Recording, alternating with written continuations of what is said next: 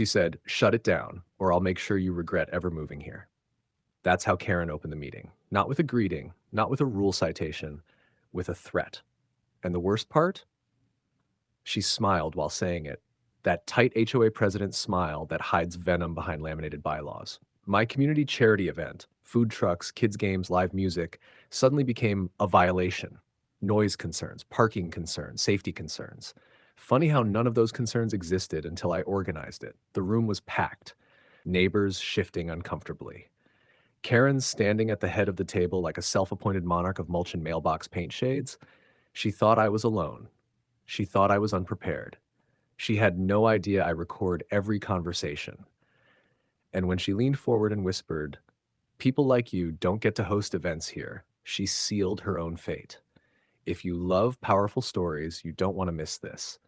But before we continue, tell us where you are watching from. It makes us happy to see how far our stories travel. Please like, comment, and subscribe. Now let me tell you what Karen didn't know. The private conversation she demanded in the hallway, my phone was in my pocket, recording. And that hallway confession, it wasn't about noise, it wasn't about rules, it was about control. And I was about to give her a live demonstration of what losing it looks like. Karen's face was already red, the kind of red that screams, "This isn't going the way I rehearsed in front of my mirror." She leaned over the table, hands trembling just enough to betray her confidence, eyes darting to the screen behind me. "Everyone, this is completely inappropriate," she tried, voice sharp, shaking like she'd been caught in a storm she didn't see coming. I smiled politely, held up my phone, and pressed play. The room froze. Her voice echoed, crystal clear on the speaker system, the one she thought was private. Threats, manipulations, shady comments about neighbors, attempts to pit them against me, mocking my event. Every toxic word she'd ever whispered in secret was now amplified, undeniable. The neighbors gasped. One elderly couple whispered, "I can't believe she said that." Another leaned forward, eyes wide, mouths agape. Karen's jaw dropped, and she turned to her lawyer. The poor man looked like he'd just swallowed a live crab. Karen tried to stammer, tried to deny it, but the evidence wasn't just in my recording. It was in her own notes, emails, and the shocked expressions of the crowd. I stepped closer, calm, collected, the opposite of her spiraling energy. "I only ask for the rules to be followed," I said softly. "Funny how when you bend them, it's a problem for everyone else. But when I host a community event, suddenly it's chaos." By now, Karen's attempts at control had completely collapsed. She slumped in her chair, fumbling papers, muttering, humiliated. A tyrant dethroned by a simple phone and a little preparation. And the best part, this wasn't over yet. Because karma, as we all know, loves an encore. Karen's meltdown was now the centerpiece of the room. Neighbors were leaning back in their chairs, trying not to laugh, trying not to cheer, but the tension was too delicious.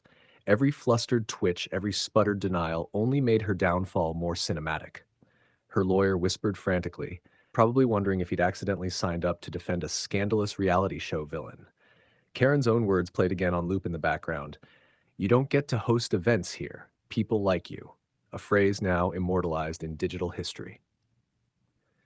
I couldn't help a small grin. "Funny," I said. "I thought HOA meant Homeowners Association, not Karen's own agenda." A chuckle rippled through the room. She tried to regain control, slamming her hand on the table, eyes wild. "This isn't over," she hissed. "Oh, I think it is," I replied sweetly, "especially now that the entire community has heard exactly what you say when you think no one is listening." That's when the real magic happened. Neighbors began chiming in, politely at first, questioning her authority, demanding transparency, even laughing at the ridiculousness of her emergency HOA powers. Karen's face went from red to purple to gray in a matter of seconds, her credibility crumbling like overbaked concrete. The sweetest revenge? Watching a once feared dictator become the punchline of every whispered conversation in the neighborhood. And as she stormed out, papers flying like confetti at a parade, I pressed record again, just in case anyone doubted that her reign had truly ended. This was more than victory. It was a statement. Intelligence, patience, and a little tech can humble even the cruelest tyrant. Please like, comment, and subscribe. Karen stormed out of the HOA meeting, slamming the door so hard it rattled the walls. But the universe wasn't done with her yet.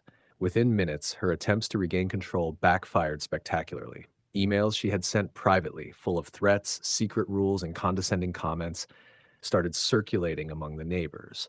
One tech-savvy resident even posted a sanitized version in the community group chat. Everyone could see her manipulations and toxic behavior. She tried calling an emergency board meeting, hoping to spin the narrative, but no one showed up. Not a single member of the board returned her calls. Her allies quietly distanced themselves, muttering about integrity and honesty, qualities Karen had sacrificed long ago. Meanwhile, my event went on without a hitch. Music, laughter, the smell of fresh food trucks, a vibrant, joyful contrast to Karen's crumbling empire of control. Neighbors who had once been intimidated by her now came up to thank me personally. Stories of past HOA abuses that finally had a voice. And the kicker? Karen's biggest public humiliation came when the HOA lawyer accidentally forwarded an internal memo meant for her eyes only to the entire neighborhood. It detailed her schemes to manipulate votes, enforce illegal fines, and silence dissent. Her panic was instantaneous: calls, texts, frantic emails, but nothing could undo the viral evidence. By the end of the day, Karen was reduced to a figure of ridicule. The neighborhood whispered, laughed, and even posted memes about her obsession with control.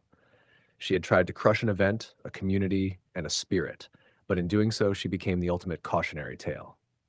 Intelligence, preparation, and a little patience had not only saved the day, but exposed a tyrant in front of everyone. Karen's reign of petty terror was over, and the community celebrated their freedom with music, joy, and a phone recording that would echo forever. Please like, comment, and subscribe.